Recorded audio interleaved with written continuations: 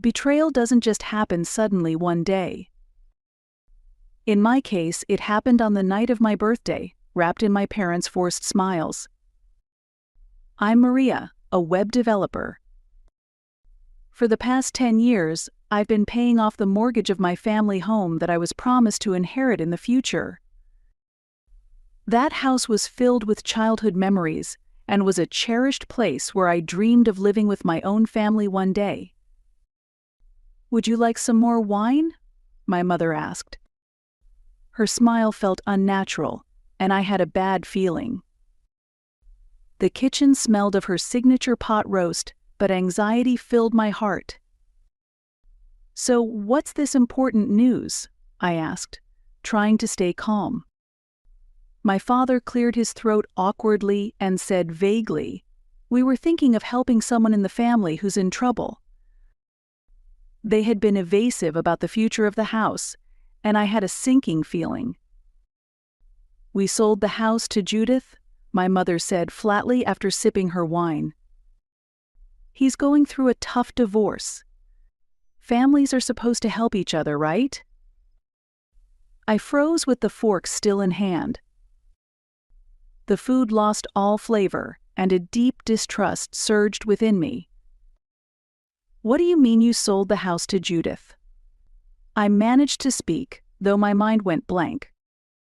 "The house I've been paying the mortgage off for 10 years? The one you promised to leave to me when I became an adult?" My mother brushed off my words. "Don't make a fuss. You're successful in your career, aren't you? He needs a fresh start. He apparently has great plans for the house." Trying to suppress my anger, I asked, "For how much?" My father hesitantly spoke up. 50 cents, Maria. Just a token, since we're family." 50 cents. It felt like all my efforts to protect that house over the past 10 years had been reduced to nothing. I quietly put down my fork. My 10 years and my future, all for just 50 cents. "So, when were you planning to let me in on this family arrangement?" My mother sighed. "You're so ungrateful. You're always like this. Helping Judith is a family duty." I was speechless at her hypocrisy. Amid my rage and despair, a thought came to me. The only private road leading to the house. Years ago, suspecting my parents' behavior, I had bought that land just in case. The deed was in a safe, and they didn't know it existed. "When does he plan to start these grand plans at the house?" I asked, suppressing my emotions. "He's already so excited," my mother replied cheerfully, unaware of my cold tone. "He's going to cut down the garden trees to make a parking lot and renovate the house into an Airbnb. Such amazing entrepreneurial spirit." My father added joyfully, "How about calling it Judith's Haven?" I forced a smile. "Yes, that sounds lovely." Their betrayal and favoritism made me sick. "I knew you'd understand," my mother said proudly. "You're reasonable, after all. And you can always buy another house, right?" A reasonable person, someone they could conveniently use without complaints to clean up their messes. "Of course I understand. Families are supposed to help each other, right?" Relieved by my words, my parents began talking about how Judith would announce his plans at the weekend barbecue. I nodded absent-mindedly, while in my head I was already thinking about the deed in the safe and the legal means to overturn this situation. "Of course I'll come. Families are supposed to help each other, after all," I said, accepting my mother's hypocritical hug. My father tried to act sincere, saying, "I love you." I simply replied, "Yes, I know." As I collapsed onto my sofa back at the apartment, a message from my mother arrived. This was for Judith. If you keep making a fuss, you'll be disowned. Her cold words ignited a quiet fury in me. This wasn't just betrayal, it was a declaration of war. Saturday brought a picture-perfect sunny day. "Maria, I've been waiting to see you." He monopolized the grill, spatula in one hand and a beer in the other. He looked every bit the man who had gotten a house for 50 cents. That smug face fueled my rage. "Judith," I nodded curtly and placed a bowl of potato salad on the table. "How are you doing?" I asked perfunctorily. "Fantastic," he exclaimed, gesturing grandly with his beer. Some spilled onto the grass, but he didn't seem to care. He pointed at the house that should have been mine. "Have you seen my new place? Mom and Dad told you, right? Best deal ever. I'm seriously lucky." His confidence, born from a pampered life where he never earned anything, made my blood boil. "Yes, I heard," I replied flatly. "Come check it out. I'll show you what I've got planned. I'm turning it into a luxury Airbnb. Rich folks pay big for that kind of stuff." He spoke with beer-tinged, charcoal-laced breath. "When I make it big, I'll be rich, sis." His greedy eyes disgusted me. "That's ambitious," I said. "How exactly do you plan to get in?" I asked calmly. He vaguely pointed toward the private road. "Yeah, the usual path." "No problem," he replied casually. His indifference was astonishing. "Interesting," I murmured. My sister, Michaela, called out, "I'm glad you came. Can you help me get ice from the garage?" She looked concerned. "You okay? You look like you're about to murder someone with a spatula." "I'm fine. Just enjoying how family justice plays out," I added. "I heard about the house from Mom. It's awful," she said. Her words brought me a sliver of comfort. "Yeah, but what you do always comes back at you," I replied. Back outside, our mother was showing Airbnb sketches to relatives, bragging. "Look at this design and patio layout. Isn't it brilliant?" she squealed. "Hey," Judith called from the grill. "Maria, you're good with numbers, right? A web genius. Help me with this business plan. We're family, right?" A few relatives chuckled. They were all waiting for me to swallow my pride and support Judith again. "Sorry, Judith. I'm swamped with my own projects right now," I declined. "Come on, Maria. Families help each other, right?" "That's what Mom always says," he said, boldly throwing their justification back at me. "Exactly, Judith. Families help each other," I replied coldly.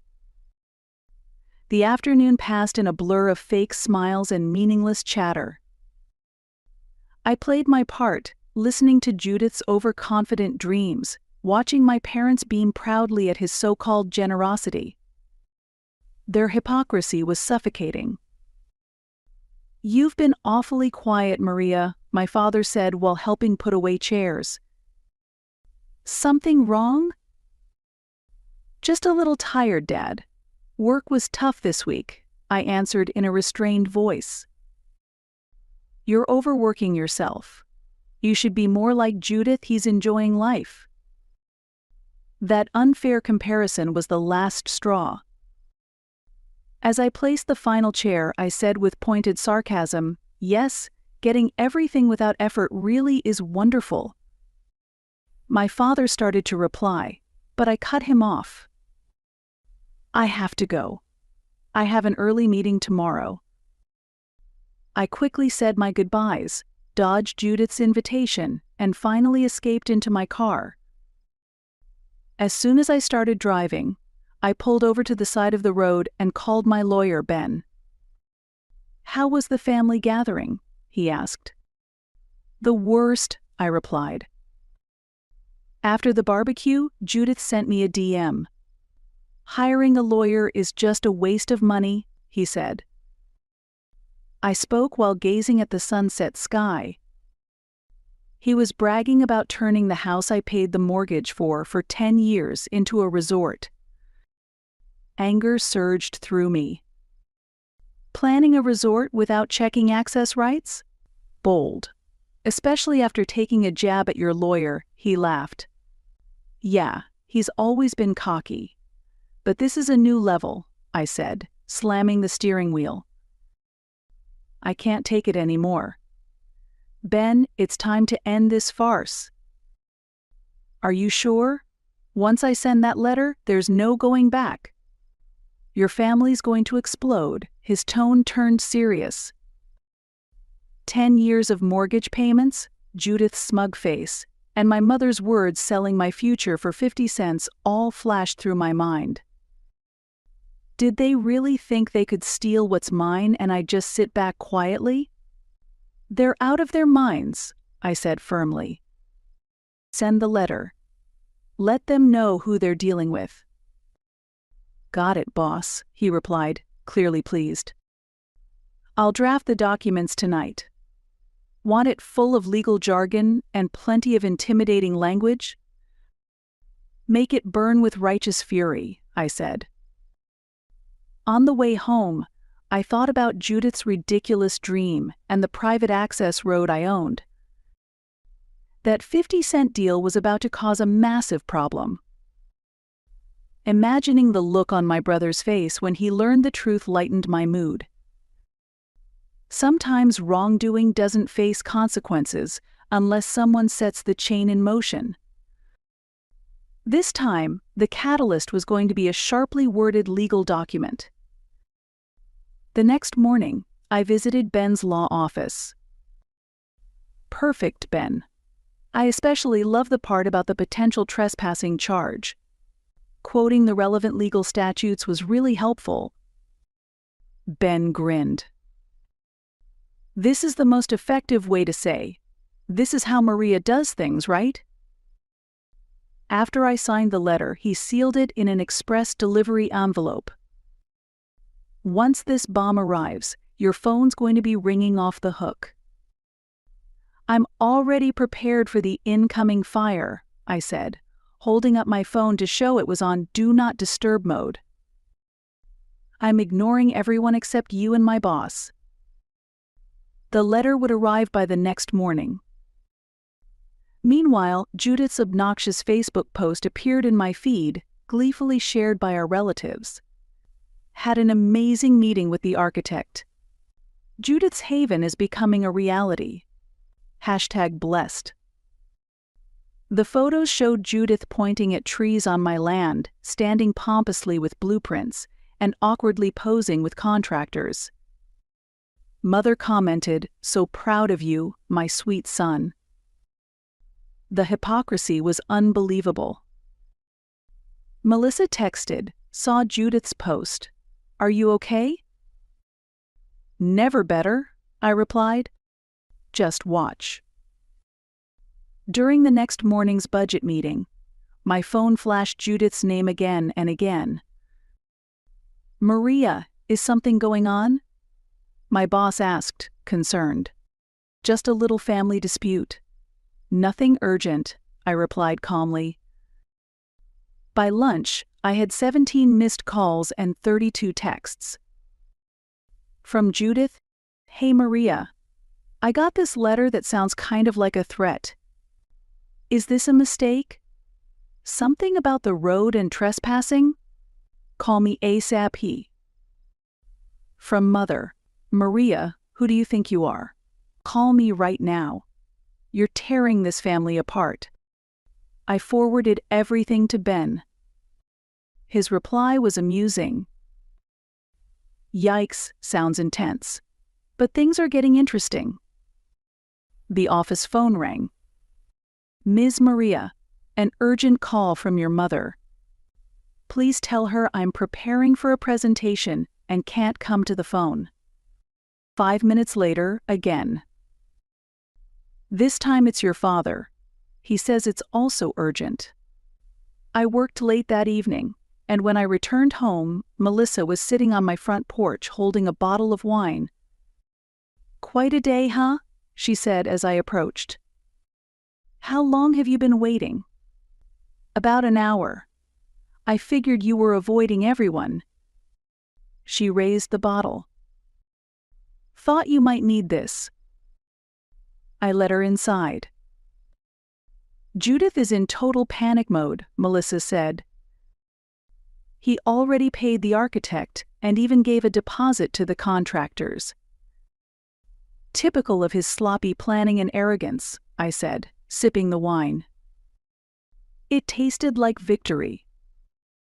"Mom and Dad are crying that you're being cruel and ruining your brother's life." Funny, isn't it? Exercising my legal rights is cruel, while stealing my property is helping family. "That access road, is it really yours? Legally?" I handed her the deed. She looked stunned. "You actually bought it 3 years ago? In cash?" I'm practical, especially when things start to smell fishy. She handed back the deed. "You knew what they were going to do?" I had a feeling. They kept dodging the topic of transferring the house. "Even though you were the one paying the mortgage and taxes." My phone buzzed again. Judith. Melissa glanced at the screen. That's at least his 6th call today, all about lawyers and how unfair this is. "He should absolutely consult a lawyer," I said calmly. "They'll tell him the same thing Ben's letter did. He has no legal right to use that road without my permission." "You're not going to give him permission, are you?" "I might consider it," I said with a predatory smile. "Of course, if he's willing to pay the appropriate price." Her eyes widened. "You really are going to make him pay, aren't you? Families help each other, right?" I said with icy amusement. "I'm just educating him on property law and the consequences of his actions." She laughed. "You're kind of evil." "No, just practical. I'm done being the family doormat." A text from Ben arrived. "Your mom called the office screaming something about adverse possession or some nonsense." I explained the statutes calmly. She might have cried. #lawyer life. "They're not going to give up easily," Melissa warned. "They have no choice," I replied, pouring more wine.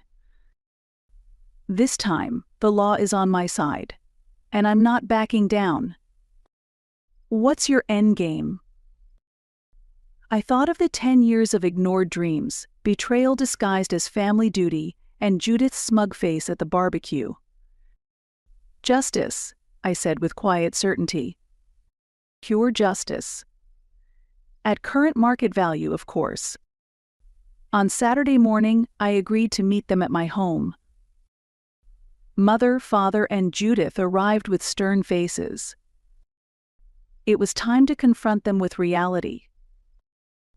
"Before we begin, let me say this," I started calmly as they sat down on the living room couch. "If legal clarification is needed, Ben is on standby to join us via conference call. You don't need a lawyer. Stop this nonsense right now," Mother exclaimed. Judith leaned forward, as overly familiar as ever. "Come on, Maria. We're family. We can talk this out." "Judith, if you say family helps each other one more time, I'll call Ben immediately." "There is no room for debate," I cut him off coldly. Father cleared his throat. "Maria, I know you're upset about the house." "No, Dad, you really don't understand," I said, placing a file on the table. "Let's focus on the present. Judith, You bought land with no legal access rights. The only access road is mine. That's a family road. Mother snapped, her face turning red. No, it's not, I replied, showing them the deed. I bought it 3 years ago. It's a completely independent property. Judith snatched the document and skimmed it desperately. This can't be real. The realtor never sold you road access.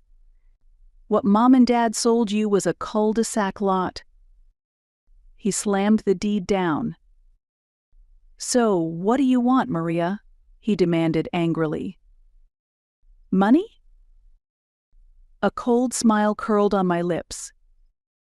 Now you're starting to understand, Judith. I'll sell you an easement. How much? Father asked quietly. $75,000. Mother gasped, her coffee cup clinking. Judith stood, his face twisted in rage. This is insane. It's just a gravel path. It's the only legal access to the land you plan to develop into an Airbnb, I said calmly. Without it, your land is useless. You're trying to ruin me, he accused. No, I'm charging fair market value? Isn't that what entrepreneurs do? Mother began to cry. I can't believe you do this to your own family. I opened another file. Let's talk about what family does. Like this text from Dad promising me the house. This email from Mom acknowledging my loan payments. And this notarized affidavit about verbal agreements and possible fraud. The room fell silent. You saved all of that? Father whispered, pale. I'm practical. I keep records. Judith paced the room. This is blackmail. No, it's business. If you want to build a resort, you need access. I'm offering to sell it. I can't afford that, he cried, collapsing onto the sofa. Then Judith's haven remains a dream. Mother stood with trembling hands. You've changed, Maria. You've become cold and calculating. I learned from the best. I watched you manipulate situations, play favorites, and dismiss my dreams as trivial for years. That's not fair, Maria, Father said weakly. Not fair? I let out a dry laugh. You sold the house I paid the mortgage for 10 years for 50 cents? You promised something you never intended to give? Judith stared at the floor.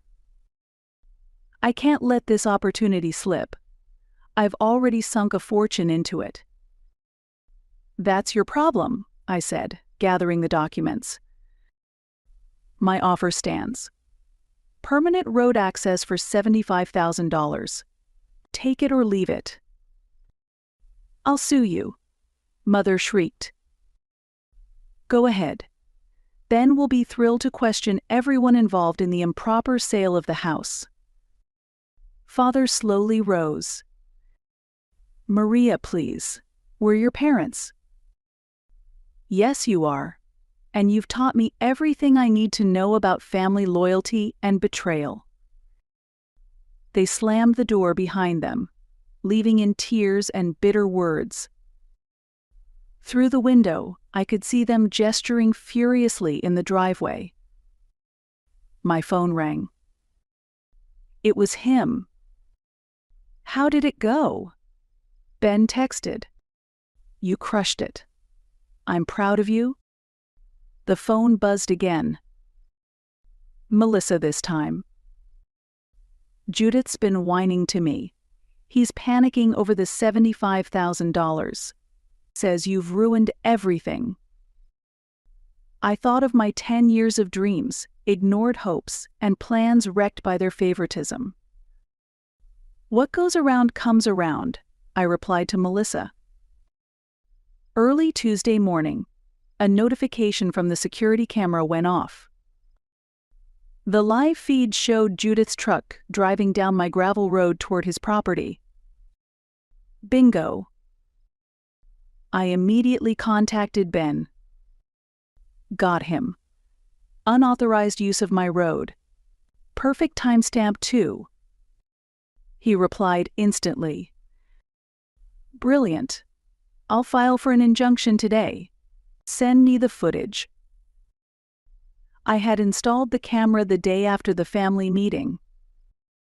Knowing Judith, I figured he would ignore any legal warning. Sure enough, within 3 days, I had the evidence. My phone rang. It was Mother. Before you say anything, I said calmly, I have video proof of Judith trespassing on my private property this morning. He was just trying to check on his land. She screamed hysterically. By going through my private road, after receiving a legal notice. That's the issue. Everyone in the family is talking about how cruel you are. Aunt Linda called crying, saying you're destroying Judith's future. It was their usual attempt to guilt-trip me, but it didn't work anymore. Really? Because when you and Dad gave away my inheritance for 50 cents, no one cried about my future, I replied coldly. She went silent and hung up. 10 minutes later, Melissa called. Mom just messaged me about your reign of terror. What's it like to be at the eye of the hurricane? You know what kind of people they are, I said, sending her the camera footage. She watched in silence for a moment. Is that Judith sneaking down your road at dawn? Yes, with a trailer, no less. Probably filled with construction materials he can't afford. Unbelievable, she sighed. You know they're spreading lies about you at the family dinner, right? They've made you the total villain. Well then, good thing I wasn't expecting an invite to that charming little gathering, I said bitterly. That afternoon, I drove out to the property. Sure enough, Judith's truck was parked there, and he was hammering wooden stakes near the boundary of my land. Those stakes aren't crossing onto my road, are they, Judith? I called out sharply. He nearly dropped his hammer in surprise. They're boundary markers for my land. He shouted back angrily. The stake had Judith's haven, opening soon, scrawled on it in his handwriting.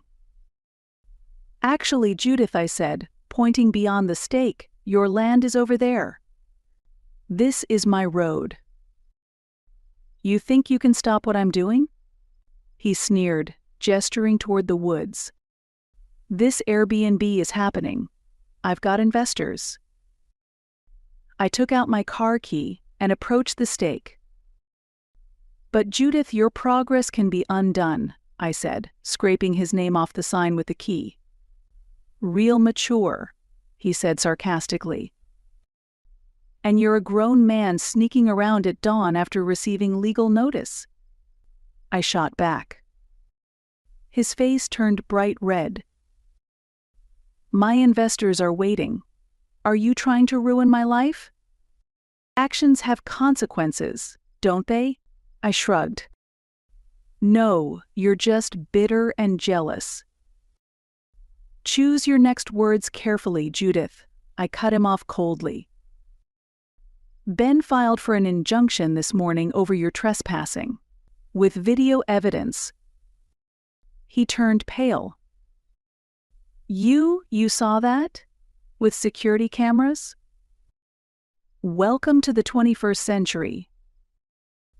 I started walking back to my car, and he rushed up to the window.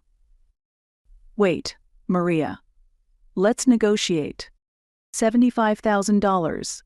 Non-negotiable, I said firmly. That's robbery, he stammered. No, Judith, I replied, meeting his desperate gaze. Robbery is stealing someone's future and selling it for 50 cents. I drove away, leaving him behind. Later, I got a text from Melissa. Judith's telling everyone in the family that you destroyed his boundary marker and threatened him. Mom's freaking out. Good thing I captured both his behavior and my destruction on the dash cam, I replied. Melissa sent a shocked face emoji. You're always prepared, sis. I learned from watching them, I replied. When I got home, a poorly written legal threat letter was in my mailbox, apparently from a lawyer Judith had hired. I forwarded it to Ben. He replied with a crying, laughing emoji. Should I send him the Bar Association's ethics code? Save it for court, I replied. That evening, I walked along the gravel road. A family of deer crossed in front of me. A text came from Dad. This family is falling apart. Please reconsider. I thought of all those years of family dinners, their cruelty, and the decade of patience I had endured. The family has been broken for a long time, Dad, I replied. Everyone's just been pretending not to see it. I turned off my phone and kept walking. The sun was setting, and Judith's boundary marker glowed defiantly in the twilight. The following week during lunch break, Melissa burst into my office. Maria, look at this, she said in a trembling voice, handing me a newspaper clipping. Today's classified ads. The ad read, Luxury Judith's Haven Hideaway. Now accepting early reservations, and listed my brother's company name and phone number. He's taking bookings and collecting money without legal access rights. This had gone beyond a family dispute. Just then, a text from Ben arrived. Check Channel 5's news site. Now. I opened the webpage, and the headline made my blood boil. Local visionary developer promises eco-resort revolution.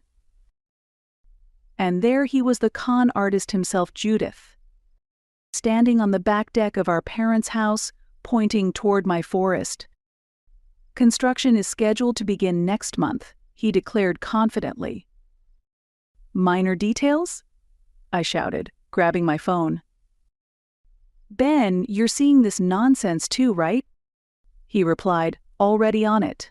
Check your email. I sent you his company registration documents. The documents showed that Judith had listed my private road as the sole access point for his company, without any permission. This is blatant fraud, Melissa said, furious. Yes, and now we have definitive proof that he planned it all knowingly, I said. The office phone rang. Ms. Maria, your mother is here. Send her in. Are you sure you want to see her alone? Melissa asked nervously. I'll be fine, but keep your phone on. Things are about to get very interesting. Mother stormed into the office, fuming. Are you satisfied now, Maria? She shouted. The whole town is saying you're obstructing community progress. Sit down, Mother, I said quietly. We need to talk about Judith's business. She turned pale. The criminal act he's committing right now, using my land as collateral for a scam. That's a private family matter, she stammered. So is theft, Mother, I said icily. And so is fraud. Destroying someone's future for personal gain is a crime too. He's family, she cried. And so am I snapped, slamming a stack of documents onto my desk. Something you conveniently forgot, especially when you sold my house to him for 50 cents, probably to cover his gambling debts. She sank into a chair. How do you know about his gambling? She whispered. I didn't, until just now, I replied with a grim smile. But thanks for the confirmation. Another text from Ben came in. Judith has already collected large deposits from 12 people for a non-existent Airbnb. Mother, he's taking money, I said with zero sympathy.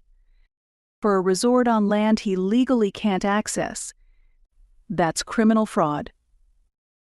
You're going to send your own brother to prison? She cried. No, Mother. His reckless choices and criminal behavior will send him to prison. I'm just refusing to be an accomplice. Call Dad and Judith. We're meeting tonight at my house at 7. Ben will be there. You don't need a lawyer for family matters, she pleaded. The moment you and Dad decided to steal from me and deceive others, a lawyer became absolutely necessary, I said, standing. After she left, I called Ben. Did you find anything else? Oh, you're going to love this, he said gleefully. His company registration includes plans for a restaurant.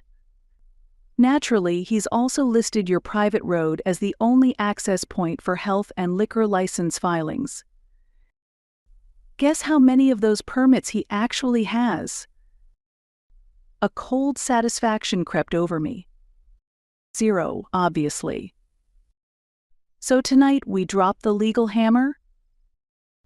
I thought of the 12 innocent people he defrauded, my own 10 years of patience, planning, and betrayal.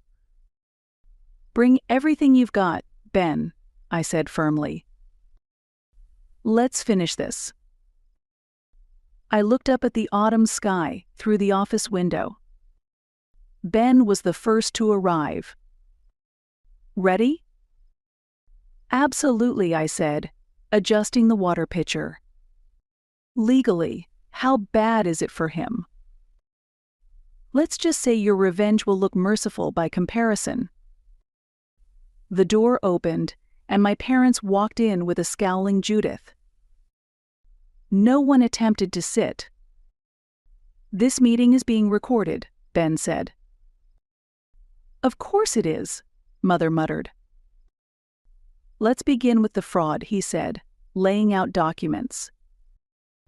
Mr. Judith, you collected deposits for a property with no legal access. That constitutes fraud. I was going to figure something out, Judith protested. With whose money? I asked. Money you took from innocent people to pay off your gambling debts? Father looked up. Gambling?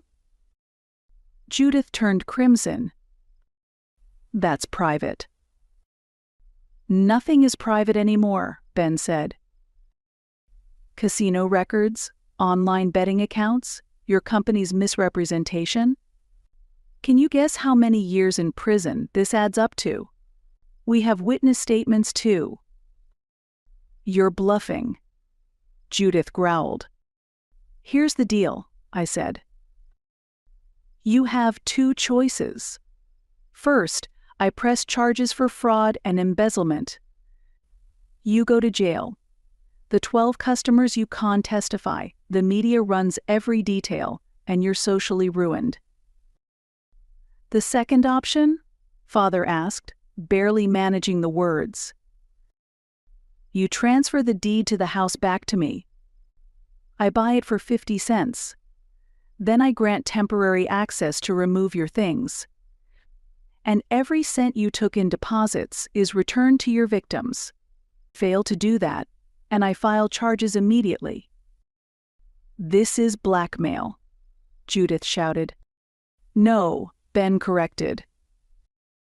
This is mercy. Option 1 would destroy your entire reputation. You can't prove any of this. Oh, but I can, I interrupted. Want to see the documents? Bank records? Security camera footage of trespassing? Forged company papers? We have it all. Mother started crying again. Maria, please. He made mistakes, but... But what? He's family? That excuse doesn't work anymore. Father cleared his throat. We thought you'd do the right thing. I am doing the right thing. I'm stopping him from destroying more lives. I turned to Judith. Sign or fall, your choice. This isn't fair, he muttered. Fair? I laughed. Was it fair when you stole my house? When you took money from innocent people? Ben slid the transfer documents across the table. Sign and initial here. With a trembling hand, Judith picked up the pen. You ruined everything. No, Judith. You did that all by yourself. The signatures came quickly. Ben notarized the papers. Judith looked pale, and our parents hung their heads low. Their faces were marked with the fear of public disgrace. They left in defeat. Through the window, I saw Judith slam the steering wheel before starting his car. He carried the full weight of legal consequences and social ruin on his back. Well then, Ben said as he gathered the documents. I think that's a wrap. Drink? Absolutely. Ben poured the wine. To justice. To consequences, I corrected. And to reclaiming my own path. Outside, gravel crunched beneath retreating tires. Inside, I felt the 10-year weight finally lift from my shoulders. Now, I just wanted to savor the freedom. I walked the border of my hard-earned land, autumn leaves crunching underneath. Ben was beside me. This would be the perfect spot for a cabin, Maria, he said. In this sunny clearing, it would catch the sunrise perfectly. The architect will love it too, he added. And how are things with your family? Complicated, I sighed. There are wounds that won't heal, and I'm watching them reap what they sowed. Just then, a message from Melissa came in. Things are bad for Judith. That TV spot backfired hard. His fraud blew up on social media. Mom's locked herself inside, too ashamed after trashing your name for so long. Dad regrets backing him. Says he can't even look you in the eye. I smiled faintly and sent back a photo of the clearing. Construction begins next week. No need to tell Dad anything. I had no plans to forgive him. Permits were approved yesterday, I told her. We start with the construction next week. Just one modest cabin for now, maybe a guest house later. Ben smiled. It's really going to be your place. We double-checked the property lines. I was free from the past, building a future on my own terms. Melissa texted again. I'm taking time off to see the construction site. Bringing lots of good wine. Their problems were theirs. I was finally celebrating my life,